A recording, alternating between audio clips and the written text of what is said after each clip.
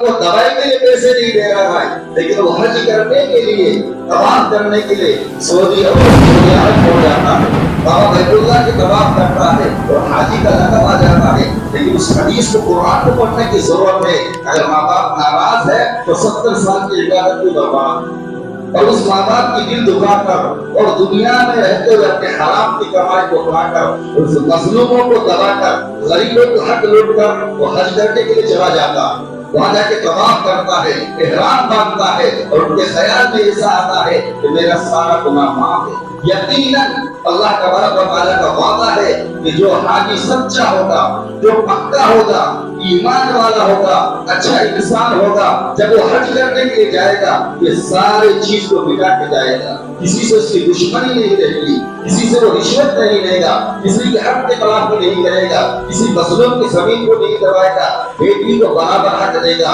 بیٹے کو اپنا حقوق دے گا، وہ ساری ضروریات کو پوری کر کے اس کے بعد حج کرنے کے لیے جاتا ہے۔ آپ اپنے گریبان کو جھانک کے دیکھیے ایسے کتنے حاجی ہیں کہ حج کرنے سے پہلے یہ ساری چیز کر کے جاتے ہیں۔ ایک فیشن بنا لیا، ایک ماڈل بنا لیا کہ حج کرنا۔ جب لہٰذا وہ حج کر کے اپنے گاؤں میں لوٹے تو کسی صاحب نے اس کو پوچھا کہ بھائی آپ کا نام کیا ہے؟ تو انہوں نے کہا کہ میرا نام جو ہے حاجی، اپنے لقب لگا لیا۔ ایک مرتبہ وہ حج کرنے کے لیے گیا تو اس نے کہا کہ میرا نام حاجی ہے، فلاں میرا نام۔ تو اس نے کہا کہ میرا نام حاجی عبدالغفور ہے، اور آگے صاحب کی لگا رہے ہیں، تاریخ خود لیے کیا جاتا۔ تو یہ بھی جو دیہات کا آدمی تھا یہ بھی بہت ہوشیار۔ جب حاجی صاحب کو پوچھا کہ آپ کا نام کیا ہے تو حاجی صاحب اپنے لقب خود لگا لیے کہ میرا نام حاجی عبدالغفور صاحب ہے۔ جب ان کو پوچھا کہ آپ کا نام کیا ہے تو انہوں نے بھی اپنا لقب بتا دیا کہ میرا نام جو ہے نمازی عبدالشکور صاحب، نمازی عبدالشکور صاحب ہے۔ تو اس نے کہنے لگا یہ تو عجیب نام ہے، نمازی عبدالشکور کیسا ہو سکتا ہے؟ تو انہوں نے کہا کہ چچا آپ 10 سال 20 سال میں ایک مرتبہ حج کرنے کے لیے گئے تو حاجی صاحب ہو گئے، اور میں جو اپنے دیہات میں رہ کر 5 وقت کی نماز پڑھ رہا ہوں تو کیا میں نمازی عبدالشکور نہیں لگا سکتا؟ تو آج لوگ بابا ٹیکل میں مر رہے ہیں، اور آج لوگ اپنی کامیابی کے لیے نہیں بلکہ اپنے نام اور اپنے اعتبار سے، اور بہت سے ایسی چیز ہے جو لوگوں کو بتانا چاہ رہے کہ میری طاقت کتنی ہے، میری ہستی کیا ہے۔ اگر کسی کو صدقہ بھی کرتے ہیں تو 2 کیمرہ بند کر کے اپنے دوست کو بولتا ہے کہ صدقے دو، اس کو 10 روپیہ ڈال رہا ہوں، میں اس کو 20 روپیہ دے رہا ہوں۔ کہیں جلسہ میں مجموعہ آ جائے تو آپ کھڑا ہو کے پیسے کو اچھال کے پھینکتے ہیں، اور 4-5 دوست کو لگا دیتے ہیں کہ کیمرہ صرف میری طرف رہنا، اور یہ پورے پیسے کا وائرل ویڈیو پورا آنا۔ وہ آنے کے بعد پھر وہ دوست یار جتنے ہیں سعودی میں، دبئی میں، لندن میں، افریقہ میں، سب کو وہ فوٹو وائرل کرتے اور خوش ہوتا ہے کہ دیکھو میں نے کتنا کام انجام دیا ہے، اور دل کے اندر یہ ہوتا ہے کہ دیکھو میری کتنی شہرت ہے، لوگ مجھے امیر کہیں گے، لوگ مجھے مالدار کہیں گے، لوگ میری عزت کریں گے۔ لیکن اس بیوقوف کو معلوم نہیں کہ اس اعمال سے اللہ تعالیٰ خوش نہیں ہے، اللہ ناراض ہے۔ اور اللہ تعالیٰ فرماتا ہے کہ دکھاوے کے عمل مت کرو، اخلاص والے عمل کرو، ریاکاری عمل نہیں کرو۔ ایک ہوتا ہے دکھاوے کے لیے، اگر 4-5 آپ کی بیٹھ کے ہیں، آپ ان کے آگے نماز پڑھ رہے ہیں، اس کو ریاکاری نہیں بولتے ہیں، لیکن بول کر کہہ کر دکھاوے کو بناوٹی کرنا اس کو ریاکاری بولتے ہیں۔ تو اس لیے ہم سب کو چاہیے کہ ہم جو کچھ بھی کریں اللہ کو یاد کر کے کرے کہ ایک دن اس کا حساب ہوگا۔ کسی غریب کو اگر اللہ نے ہم سب کو طاقت دیے ہیں، ہم اس کی مدد کرتے ہیں، تو سب سے پہلے دل کے اندر یہ خواہش ہو کہ اس کو تنہائی میں دیا جائے، اس کی عزت آبرو کی خیال رکھا جائے۔ لیکن کسی شاعر کا خود کہا کہ 4-5 بیوقوف آدمی تھے، 2 کلو آلو لے کے بیوہ کے پاس پہنچا، اور 8 آدمی تھے، کتنے 2 کلو آلو تھا، اور 8 آدمی اس بیوہ کو دینے والے تھے، ان کے ہاتھ میں دے دیے۔ تو اس عورت نے ان کو جواب دیا کیا یہ خوبصورت نظارہ ہے، 2 کلو آلو ہے اور 8 ہمارے پاس دیالو۔ تو کتنا پیارا جملہ اس کو کہا، سمجھنے والوں کے لیے کافی ہے کہ 2 کلو آلو ہے اور دینے والے 8 دیالو ہے۔ تو آج جو ہمارا صرف مقصد جو ہے نماز کا پڑھنا بھی فیشن ہو گیا ہے. جتنا جلدی نماز ختم ہو جائے اتنا ہمارے لیے اچھا ہے. جتنی چھوٹی صورت پڑھی جائے اتنا ہمارے لیے اچھا ہے. اور ایک تو موقع اچھا مل گیا ہے کہ صرف جمعہ کی نماز پڑھنا ہے. باقی جو 5 وقت کی نماز ہے وہ ہمارا نانا اور دادا سرٹیفکیٹ دے چکا ہے کہ تمہارا اوپر جنت واجب ہو چکی ہے. تمہیں نماز کی ضرورت نہیں ہے, تمہیں پڑوسی کی ضرورت نہیں ہے, تمہیں ماں باپ کی خدمت کرنے کی ضرورت نہیں ہے. تم صرف جمعہ پڑھ لو کیونکہ تمہارے پاس تو سرٹیفکیٹ ہوگا. اب بہت سے ایسے مذاہب میں بہت سے ایسے فرقے ہیں جن کو مرنے کے بعد ان کی قبر میں لکھ دیا جاتا ہے کہ فلانا مسلک کے ہے, ان کی حساب و کتاب نہ لیا جائے بلکہ ان کے ساتھ نرمی برتاوا کیا جائے. قبر میں لکھ دیتے ہیں. اور بہت سے لوگ مرنے کے بعد تختیاں لگا لیتے ہیں, تختی لگا کے یہ ثبوت دیتے ہیں کہ فلانا فلانا ہے, لیکن ان کی یاد میں ہم کچھ نہیں کرتے. تو میرے محترم دوستو, جب انسان دنیا سے جاتا ہے تو اس جانے سے پہلے اپنی آخرت کو یاد کرنا چاہیے کہ اس دنیا میں رہتے ہوئے ہم نے ایسے ایسے مزے لیے جو ہم بغیر پنکھے کے نہیں سو سکتے, بغیر ٹھنڈے پانی سے ہمارا گزارا نہیں ہے. تو اس دوزخ زمین کے اندر جانے کے بعد بغیر اعمال کے, بغیر نماز کے, بغیر روزے کے, بغیر خدمت کے اس قبر کے اندر کیسی زندگی ہم گزاریں گے. اور وہ زندگی جو ہے وہ لامحدود زندگی ہے. ہر شخص کو معلوم ہے جو دنیا سے ایک مرتبہ جائے گا تو وہ واپس کبھی نہیں آئے گا. اس قبر کے لیے, اس آخرت کے لیے ہم نے کیا کیا؟ آج مسجد کے اندر 5 وقت کی اذان ہو رہی ہے اور اللہ کا شکر ہے, اللہ کا فضل ہے کہ آج مسجدوں کے اندر اللہ کا کرم سے اتنے آسانی اور اتنے سہولتیں ہو گئے ہیں کہ ہمارے گھروں کے اندر وہ چیز نہیں ہے. اگر آپ نماز پڑھنے کے لیے آتے ہیں دل پہ ہاتھ رکھ کے دیکھیے کہ آپ کو ایک دن کا اٹھانے کی ضرورت نہیں ہے. مسجد کے اندر ہر چیز موجود ہے. آپ کو آپ کے حاجت کو پورا کرنے کے لیے ٹوائلٹ موجود, آپ کے منہ ہاتھ دھونے کے لیے وضو خانہ موجود ہے, آپ کے سجدے کرنے کے لیے, عبادت کرنے کے لیے تعلیم موجود ہے. اگر بھوک ڈالا جاتا ہے تو اے سی موجود ہے, ٹھنڈا ہے تو اس کے لیے گلاس بھیج کر دیتے ہیں. ہر چیز کی سہولت دینے کے باوجود بھی ہم اپنے مسجد سے دور ہیں. آج مسجد کے بازو میں گھر رہتے ہوئے بھی نمازی نہیں. مسجد میں گھر کے بازو میں پڑوسی ہیں, مسلمان ہیں, لیکن نمازی نہیں ہے. بہت سے ایسے مرتبہ بھی آپ لوگ دیکھے ہوں گے کہ جب جنازے آتے ہیں تو 2-4 آدمی جنازہ پڑھنے والے ہوتے ہیں, اس میں 50-60 آدمی مجمع بنا کر بیڑی اور سگریٹ گھومتے کھانے میں مشغول ہوتے ہیں. اور جب ان کو پوچھا جاتا ہے کہ بھائی ان سے رشتہ دار آپ کو کیا ہے, تو کوئی بولتا ہے کہ میرا خالد ہے, کوئی بولتا ہے کہ میرا پھپھا ہے, کوئی بولتا ہے کہ میرا والد ہے, کوئی بولتا ہے میرا چچا ہے. کہ آپ جنازہ میں شرکت کیوں نہیں کر رہے ہیں؟ وہ فوراً کہتا ہے کہ مجھے طہارت نہیں. تو میرے محترم دوستو, دنیا کا نظام کو سیکھنے کے لیے ایک چھوٹا سا مثال ہے کہ آدمی اگر 60 سال کا بھی ہو گیا ہے, اس کی خواہش کیا رہتی ہے کہ اگر اس کا بیٹا باہر سے موبائل بھیج دیا ہو, اسمارٹ فون, اس کو سیکھنے کے لیے کم سے کم 50 مرتبہ پودرے کو پوچھتا ہے کون سا چکا دبائے تو کون سا چیز آتا, وہ مائک میں بولے تو کون سا بنانا, کیسے دبانا, وہ بچہ اس کو بتا کر اس کو سیکھ لیتا. لیکن وہی بزرگ کو اگر نماز کے لیے بلایا جائے کہ چچا لا الہ الا اللہ محمد رسول اللہ بولو, تو بولتا ہے کہ میرا زبان نہیں کھلا.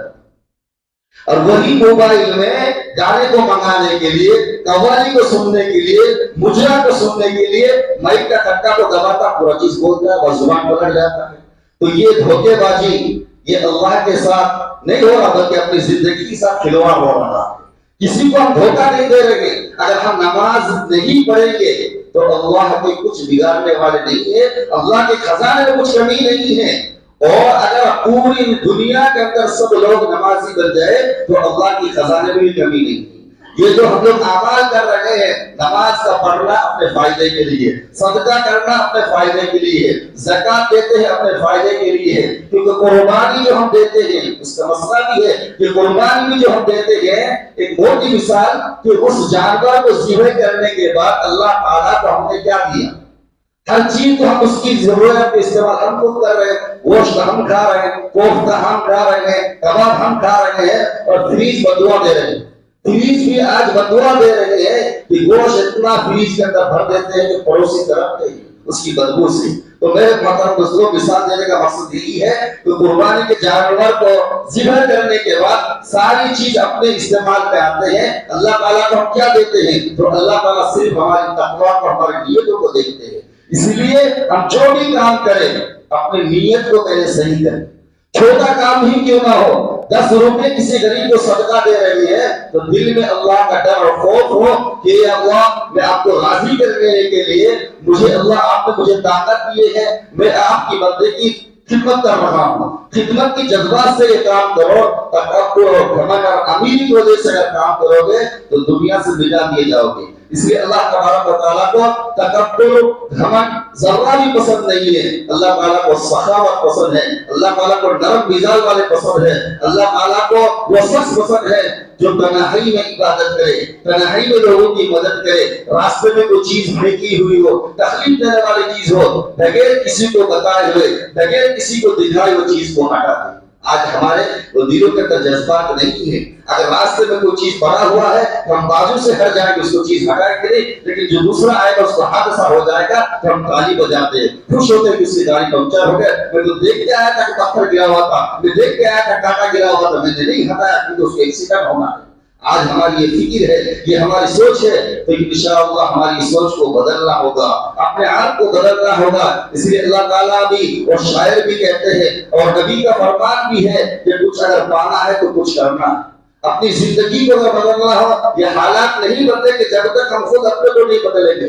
آج ہم لوگ اخلاص کے ساتھ 2 رکعت نماز پڑھ لیں گے تو انشاءاللہ ہمارے گھروں کے اندر جو برائیاں انشاءاللہ ختم ہوگی۔ تہجد کے اندر اگر ہم لوگ آ کے رو لیں گے، اللہ کے سامنے ہاتھ اٹھا لیں گے تو خدا کی قسم کسی درگاہ کو جانے کی ضرورت نہیں ہے، کسی درگاہ کو چادر چڑھانے کی ضرورت نہیں ہے، کسی پیر کے پاس نیاز کرنے کی ضرورت نہیں ہے۔ آپ تہجد کی نماز پڑھ لیجئے، گر گرا کر رو لیجئے، اللہ کے سامنے ہاتھ اٹھا لیجئے اور کسی غریب کو صدقہ کر لیجئے یا کسی بیوہ کے گھر پہ جا کے راشن ڈال لیجئے، انشاءاللہ آپ کے سارے کام بن جائیں گے۔ یہ درگاہ پہ جانا، پتھر کو چومنا، چادر کو چڑھانا اور کیا کیا لائے ہیں ایسی بات کرنا، لڈو پر بھروسہ کرنا، ہلدی پر بھروسہ کرنا، یہ سارے کے ساری چیز اللہ کی محتاج ہے، ساری چیز اللہ کی محتاج ہے۔ جو کچھ بھی کرنے والا اللہ کی ذات ہے، پریشانی کا دینا، بیمار کا دینا، آفت کا دینا، یہ سب اللہ کے ہاتھ میں ہے، لیکن یہ سب چیزوں سے دور کرنے والا بھی اللہ کی ذات ہے۔ اس لیے اللہ پر بھروسہ ہو، اپنا ایمان اتنا مضبوط ہو جائے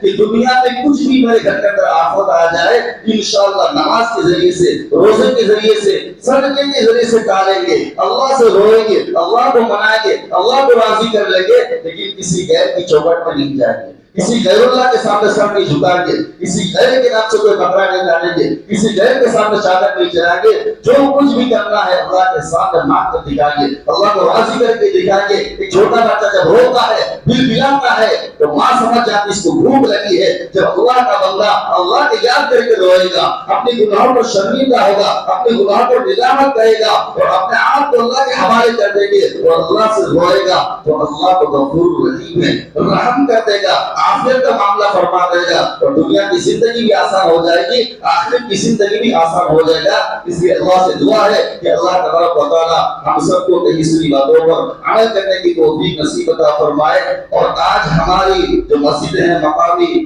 ساتھیوں سے گزارش ہے کہ انشاءاللہ عصر کی نماز پڑھائیے اور گشت کا وقت ہے، کیونکہ ہر ہفتہ، ہر جمعہ میں، ہر مہینے میں کہا جاتا ہے، کیونکہ محنت کر کے بتانا ہے، اپنے آپ کو پیش کرنا ہے، کوئی دوسرا آپ میں آنے والا نہیں ہے، کوئی پیغمبر یا کوئی نبی دعوت دینے والے نہیں ہے، اپنے آپ کو پیش کرنا کہ میں اگر دین کے کام نہیں کروں گا تو میرا کیا ہوگا۔ یہ فکر لے کے، یہ مشن لے کے جب چلیں گے تو انشاءاللہ مسجد آباد ہو جائے گی، اور جب مسجد آباد ہوگی تو انشاءاللہ ہمارا گاؤں آباد ہو جائے گا، جب گاؤں آباد ہوگا تو شہر بھی آباد ہوگا۔ تو اس لیے اپنے آپ کو پیش کرنے کی ضرورت ہے، اپنے بھائیوں کو جا کے دعوت دینے کی ضرورت ہے، جو بھائی نماز کے لیے نہیں آ رہے ان کو میٹھی زبان سے، پیار و محبت سے اللہ کے گھر تک لانا ہے۔ ان کو ہم شرابی نہیں بولنا ہے، ان کو کافر نہیں بولنا ہے، ان کو کوئی چیز نہیں بولنا ہے، صرف نماز کی دعوت دینا ہے۔ اور اللہ کا رسول صلی اللہ علیہ وسلم اور اللہ کا فرمان ہے، جب وہ نماز کے لیے آئیں گے اور اچھی نماز جب پڑھ لیں گے تو اللہ تعالیٰ اس سارے کام کو ان کو بھلا دیں گے، ہر بے کام سے وہ باز آ جائیں گے۔ اس لیے ہر ساتھی کوشش کرے کہ عصر کی نماز آ کے پڑھے اور عصر کے بعد انشاءاللہ گشت کا ماحول ہوگا۔ اور ایک اعلان یہ ہے کہ 24 تاریخ کو پیار نگر کے اندر ایک جلسہ رکھا گیا ہے، جس کا نام رکھا گیا ہے کہ وہ نشہ مفت آج جو نشہ کا عادی ہو چکے ہیں، کوئی انجیکشن کے نام سے، کوئی ڈرگس کے نام سے اور گٹے کے نام سے، بہت ایسے جو نشے آ چکے ہیں، بے حیائی عام ہو رہی ہے اور اس کو کوئی پرواہ نہیں ہے کہ مسجد ہے کہ ماں ہے یا بہن ہے، اس سے کچھ لینا نہیں ہے، وہ گندی حرکتیں کر کے بیٹھ رہے ہیں۔ تو اسی کو بیان کرنے کے لیے بڑے بڑے علماء وہاں آ رہے ہیں، جس سے تمام لوگوں سے گزارش کی جاتی ہے کہ سنڈے کے دن 10 بجے مدینہ مسجد پیان نگر کے قریب ایک گراؤنڈ ہے، وہاں اس پروگرام کو رکھا گیا ہے کہ نشہ سے کیسے اب مفت پا جائے، نشہ کرنے سے کیا نقصان ہے، نشہ نہیں کرنے سے کتنے فائدے ہیں، یہ ہر چیز آپ کے سامنے کھول کے بیان کریں گے۔ اور انشاءاللہ ان بھائی کے لیے بھی دعا کریں جنہوں نے اس جلسے کے لیے محنت کی ہے، کھانے کا بھی انتظام کیے ہیں۔ تو اسی لیے وہ جلسے کا وقت جو ہے 10 بجے سے چالو ہوگا اور ظہر تک وہ ختم ہو جائے گا۔ اس لیے تمام لوگوں سے گزارش ہے کہ زیادہ سے زیادہ تعداد میں پہنچ کر اس جلسے کو کامیابی نصیب عطا فرمائے، اور جو بھائی اس جلسے کے لیے محنت کر رہے ہیں اللہ تعالیٰ ان کو دونوں جہاں کامیابی نصیب عطا فرمائے، اور جو حضرات سنت نہیں پڑھیں گے وہ سنت سے فارغ ہو جائے۔ وآخر دعوانا الحمدللہ رب العالمین۔